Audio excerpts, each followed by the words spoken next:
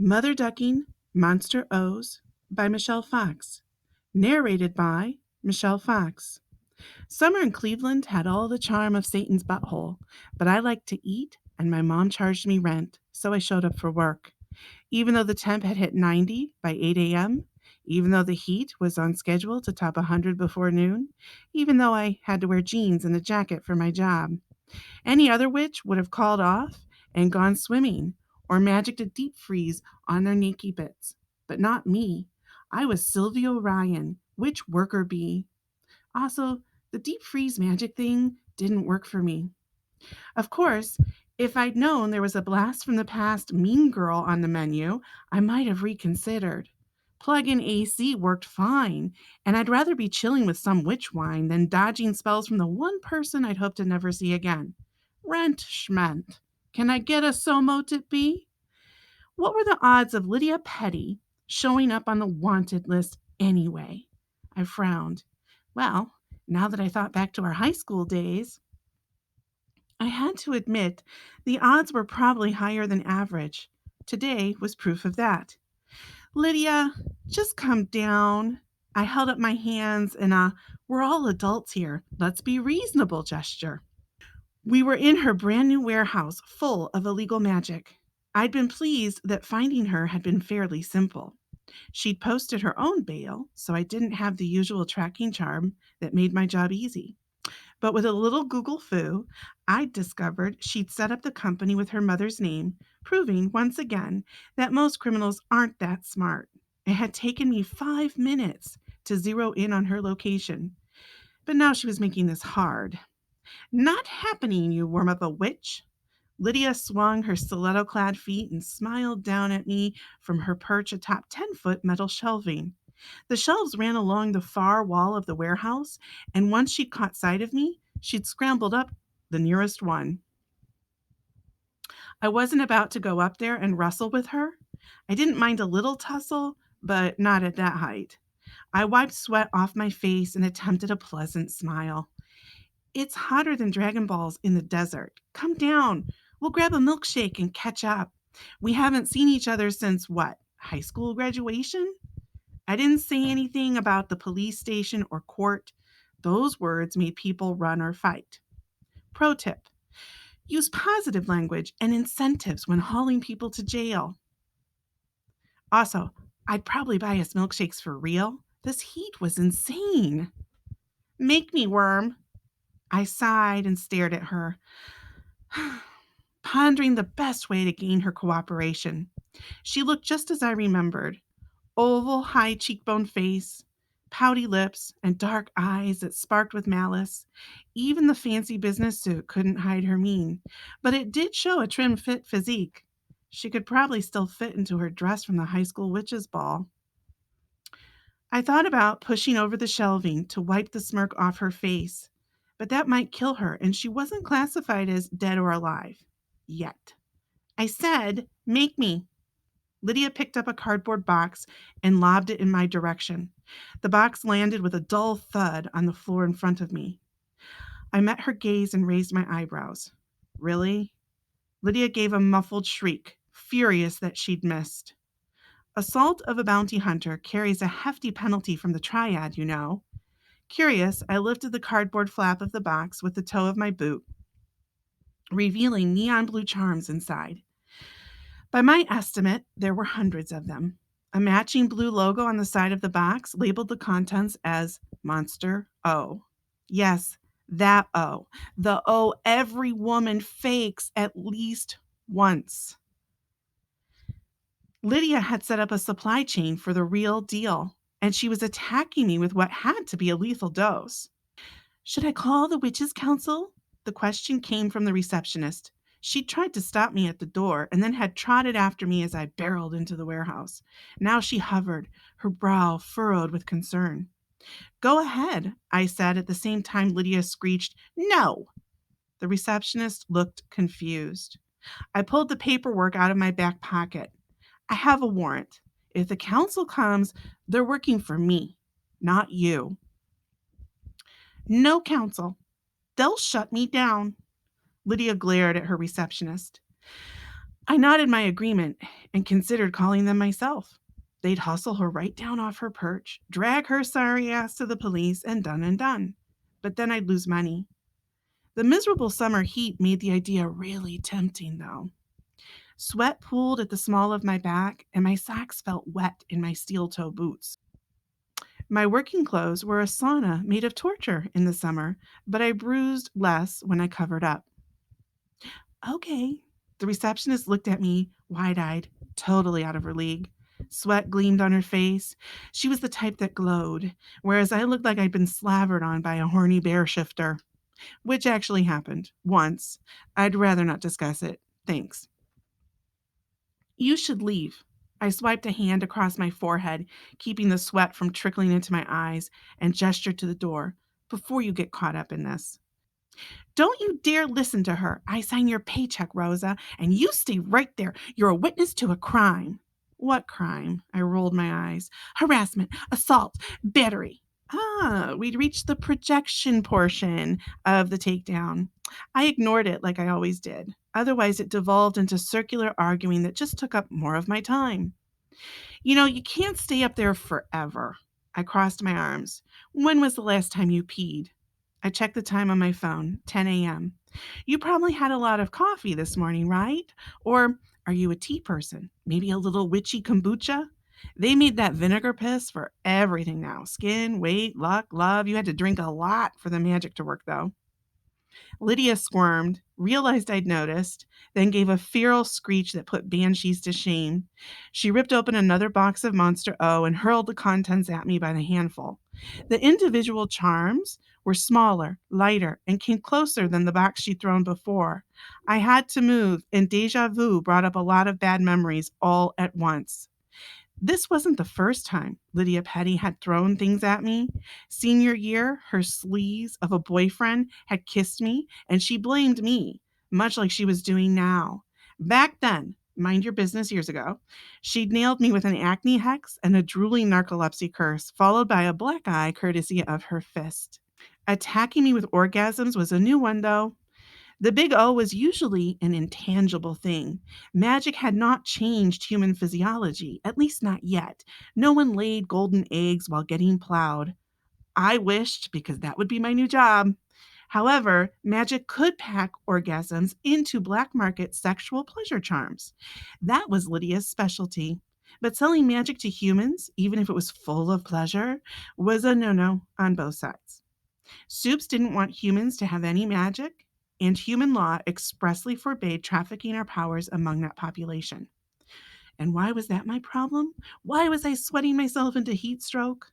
Oh, right. She'd been caught and then failed to show up for court. My job was to take her back in for another attempt to get the court thing right. Bounty hunting for the Triad, the intersupernatural council that oversaw all things magic, hadn't been my first or last choice of careers. Due to circumstances beyond my control, I'd fallen into it the way a sinkhole swallows cars. The pay was shifter shit, but at least it was never boring. Case in point, I had this high school mean girl reunion with a side of sexual assault going for me today. When I said the job was never boring, I actually meant it was way too interesting. Supernaturals were an inventive bunch. It was exhausting. Although maybe I'd get some satisfaction from cuffing the woman who'd single handedly made my last year of high school a living hell. I brightened, suddenly feeling optimistic even as summer sweat trickled down my jeans and pooled in the back of my knees. Ooh, now that was an idea I could get on board with. Grimoire Daily, the online hub of witchery, did say how you felt about life all depended on your perspective. They also said you should grow up and let things go. Huh, decisions, decisions. Guess which one I went with. I am not going to jail. Lydia picked up another box of Monster O charms and threw them at me by the handful. I jumped back and narrowly missed being beamed in the forehead. The round charms clattered to the floor like hail, and I tap danced around them, not wanting to step on one and activate it. These were made for the human market, which meant they discharged on contact, no magic required. I couldn't afford the distraction of mind numbing pleasure. Her receptionist wasn't so lucky, though. Several charms nailed her in the face and hands, audibly popping as they went off. Oh, oh, oh! She dropped to her knees, eyes wide with horror as her body spun out of control. I tried to feel sorry for her and failed. She worked for a criminal mean girl. She'd chosen her fate. Also, that had to feel pretty good. Multiple O's like that could really rock someone's world, and I'd heard Lydia made quality stuff. Too bad it was illegal. Lydia. I kept my voice calm and measured, hoping to bring down her manic energy. Call your lawyer, come with me, and we can wrap this up in a couple of hours. This doesn't have to be a big deal. Another pro tip: the more they freaked out, the calmer you needed to be. It's a neurological thing I never quite understood, but it worked. Sometimes. But it is a big deal, Worm. This is a feminist issue, you know. Lydia was elbow deep in another box, this one unmarked. She produced what looked to be a long but floppy stick of something. I did nothing other than provide a much needed service to all of humanity. She brandished her stick in my general direction, and it wobbled to and fro like a dowsing rod. I should have stayed on topic, but I had to ask, what is that? This is a dildo charm to provide toe curling orgasms. She smiled and whipped it at me. I jumped back again as it hit the cement floor with a loud thwop. By the first witch's tit, Lydia, you're selling charmed sex toys too? I shouldn't have been surprised. If she cared about rules, she wouldn't have hexed me before she even had her magic license. The other kids had called me wet pizza face and drew on me with markers every time I nodded off. My mom eventually neutralized the charms when she realized I couldn't hack it, but the name had stuck until I'd failed my magic licensing exam when they'd switched to a different, just as awful nickname. It's a new line. Hasn't even launched yet. She winged more dildos my way, and suddenly it was raining big floppy dicks.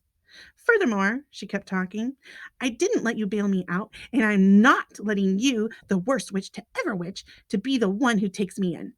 Her face twisted into a sneer of disgust, revealing what she really thought of me. Big surprise there. Someone alert the media. Maybe they could find someone who would be shocked. More dildos flew, but her words hurt more. In the yearbook under my picture, it read Sylvie Orion, world's worst witch. Guess who'd been yearbook editor? I thought I'd let all that go, but Lydia was stirring it back up like bitter coffee grounds. They say what I'm doing is a misuse of magic. She made a gagging sound of disgust. But they let you walk around like you belong here. You're still a huge pile of steaming nothing, aren't you? I retreated, swallowing my emotions. At the end of the day, this was business. Old feelings needed to stay locked up like good little gremlins, or only come up when I drank too much witch wine. Scanning the warehouse, I considered my options. With all the boxes on the top shelf, Lydia had a nuclear arsenal of sex. It would be a while before she ran out of ammunition. She had to come down sooner or later. But how did I finagle sooner without having a lot of, no doubt great, orgasms? I fingered my charm bracelet, looking at what I had left. Unlike other witches, I had to buy my magic, which limited my options. Lydia hadn't been wrong with that worst witch line. If she'd asked her no good boyfriend about it in high school, she would have found out that he only sweet talked me on a dare. A dud witch was never a hot commodity in my world, no matter how curvilicious her curves.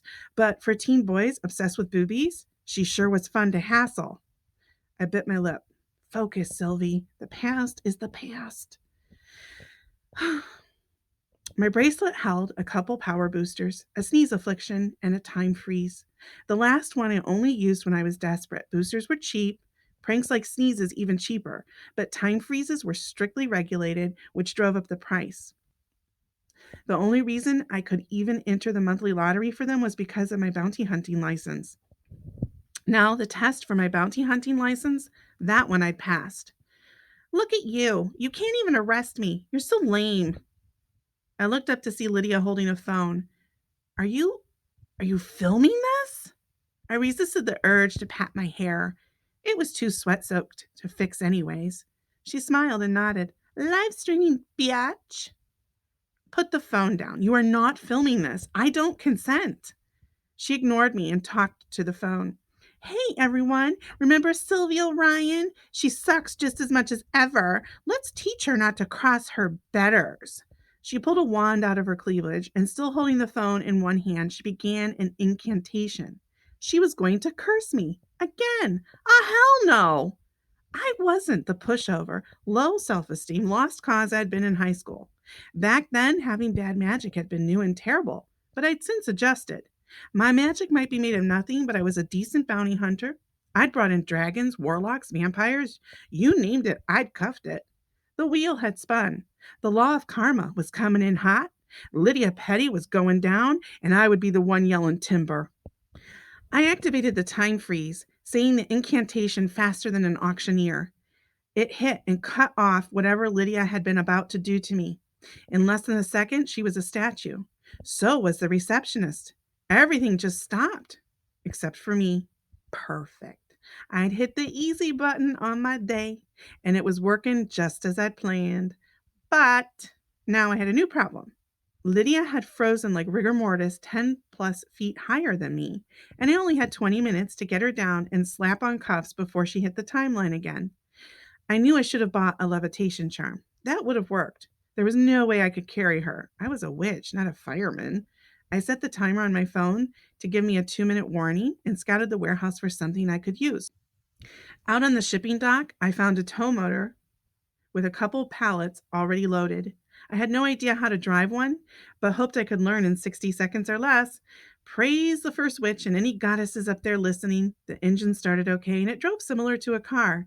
The hard part was keeping track of the fork prongs in front of the thing or whatever they were called. I was not a professional tow motor operator.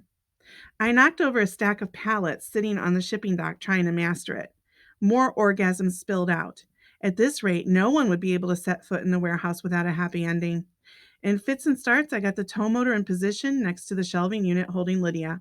I hit the button that moved the prong thingies up to their maximum height. That put the top of the pallets about a foot under her dangling feet.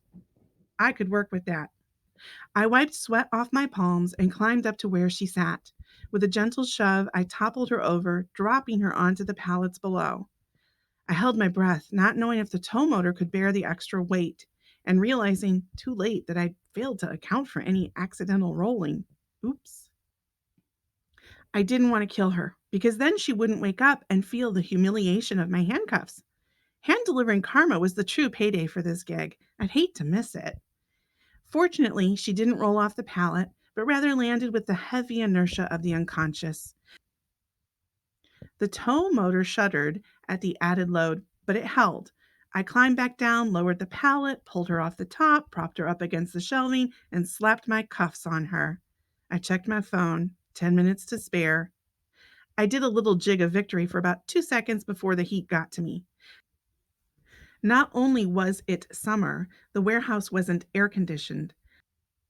I had my own soggy weather system going down my pants, and soon my jeans were going to drip sweat like rain. I went back to the break room I passed on my way in and snagged some cold water from the fridge. There was a massive display of different sex charms against the wall. I perused the options and pocketed a few Monster O charms that were safely contained inside commercial packaging. Maybe they'd come in handy later. Maybe they'd just collect dust on a shelf. Maybe, and this last one was more likely, my fur-for-brains familiar Blart would eat them and have all the fun. Time would tell. Although even the first witch would have put her money on Blart. Lydia woke up at the 20-minute mark right on the dot, and I hoisted her to her feet. If you give me your lawyer's number, I'll call and have them meet you at the police station. She glared at me and started up on the curse again. I call on the Dark Dominion. Lydia, stop. I can have you muted. It would take a mountain of paperwork, but the Triad backed up my official capacity with some hefty punishments. Case in point, I could strip a witch of magic for a month if they didn't obey the law. She kept going. Dark demons, hear my plea. By bone and blood, bring death and destruction. Power pulsated against my skin, throbbing like a deep bass. I shook it off. Seriously, you're trying to kill me now? Fine, I'll shut you up another way. The charm on my cuffs wouldn't hold her long if she could raise that much bad juju with just a few words. Time for plan B. I liked plan B. It was fun. I pinched the sneeze charm on my bracelet, rendering it to dust, and blew it in her face. Being a prank, it didn't take an incantation, just some air to move it in the right direction. She started sneezing too much to keep up with the curse, and whatever power she'd raised went poof.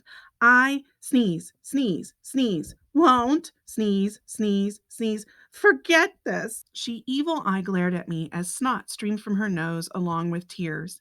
I grabbed her phone, which had landed on the pallets too, and checked to see if it was still live streaming. It was. I held it up. Say hello to all your friends, Lydia. She shrieked and sneezed at the same time, then tried to headbutt me. I dodged her snot covered face and dropped her phone in the process. I stepped on it too, mostly by accident. Mostly. The screen crunched. Whoops, sorry about that.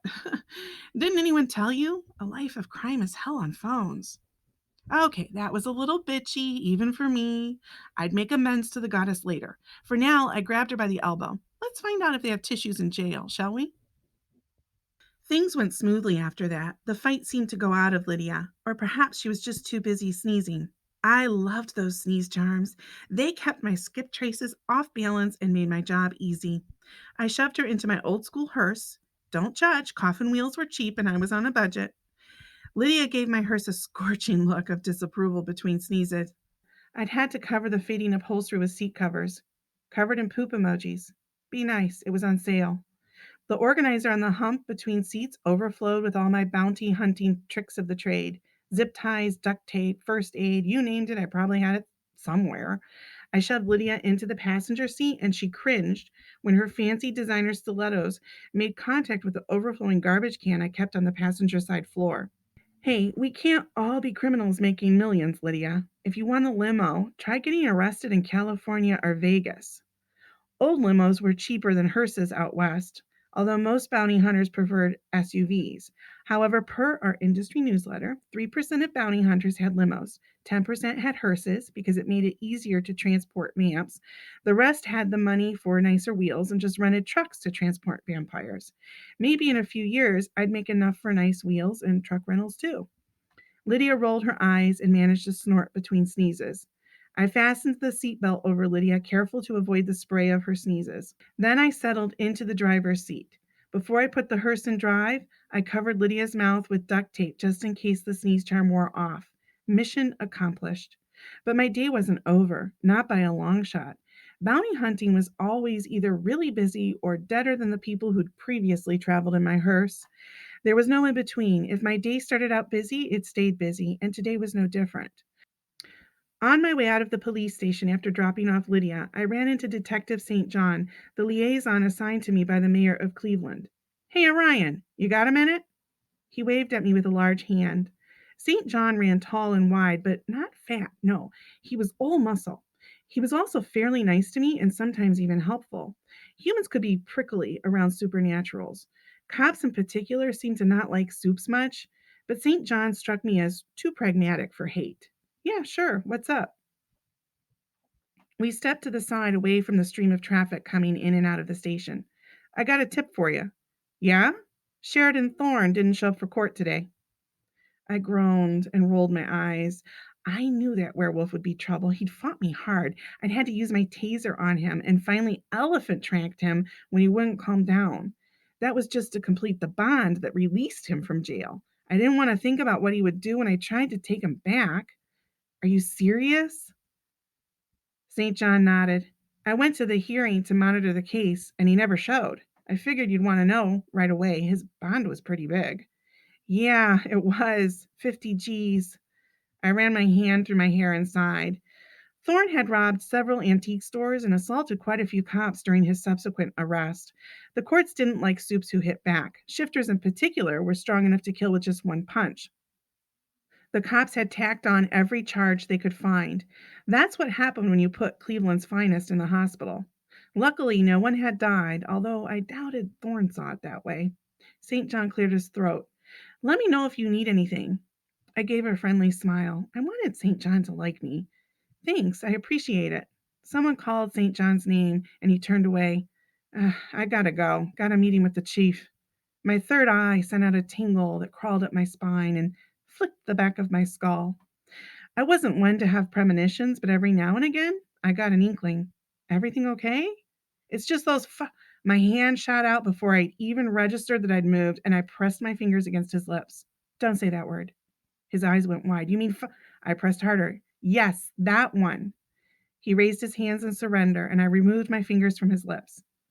Okay, I won't say it, but why? It originates with the goddess Freya. You're invoking bounty and fertility. His eyebrows went up. Fertility? It multiplies things, and the way you were using it, you were multiplying your troubles. He pursed his lips and gave a slow nod. Freya, huh? Never heard of her. I thought it was all first witch with you guys. Freya, frig, freaking, and, the F word. I reduced centuries of magical language development to a few words. And first witch is history. Freya is more of a spiritual thing. I tried to keep it simple. Yes, the first witch was a big deal for all of witchdom. She brought magic to the world and made the first vampire and first shifter. The goddess stuff was about feeling and focusing magic and tapping into whatever mysterious magic made the universe twinkle. Well, I don't believe in your spiritual thing. He made air quotes with his fingers. And I'm not a soup. I pinched his lips shut and glared at him in warning. You're in the presence of a witch. Be careful what you invoke. I let a touch of magic buzz from my fingers to his mouth. I couldn't bring the big guns, but I could zip and zap here and there. He held up his arms again, and I backed off. Sorry, I didn't realize how serious it was. No problem. Now I held up my hands. No harm, no foul. He nodded and gave me a "we're good" smile. So if you can't say that, what do you say then? Duck. Duck this, duck that, mother ducking. I waved a hand. Whatever. Like autocorrect, he chuckled. I just shrugged. Yeah, that's why autocorrect does that. His eyes widened as understanding dawned. Oh, for real? For real. So what were you about to say? I held up a finger, but without the F word this time. There's a weird string of murders. They want me to look at it, help decide if it needs to go to the Triad. Are Soups involved? He shook his head. We don't have any evidence pointing to Soups, just weird shadows with red spots on surveillance footage, like they're wearing hats. Another tingle skittered up my spine. I rolled my shoulders to counteract it. I'd give it to the Triad. That seemed to make the tingle happy because it faded. St. John! A harsh voice barked the detective's name. Get your ass in here. Hold that thought. I'll catch up with you later. He pointed a finger at me. I do want an answer to that question, though. Yeah, sure. Call me. I waved as he hurried off. I had hurrying of my own to do. There was no telling how much of a head start Thorne had on me. Sometimes people planned meticulous escapes. Other times it was a last-minute attempt to dodge reality. I'd have to activate his tracking charm and see how far he'd gone. To date, no one had gone further south than Georgia or further west than Illinois, but I kept hoping someday I'd get a skip trace who made it to Paris. Then I could expense the whole trip. Maybe I'd take some of those Motherducking Monster Os along for fun. Paris was the city of love, right? Some sex magic atop the Eiffel Tower? Sounded like a plan to me. Oh, and I could send Lydia a postcard. I'd heard mail was a morale booster for prisoners. For now, it was time to hunt. No way would I let Sheridan Thorne get away. And that's Motherducking Monster Os, written by Michelle Fox, narrated by Michelle Fox. And the next book in the series, which is a full-length novel, is Motherducking Magic, which is available as of March 30th, 2020. Thank you for listening.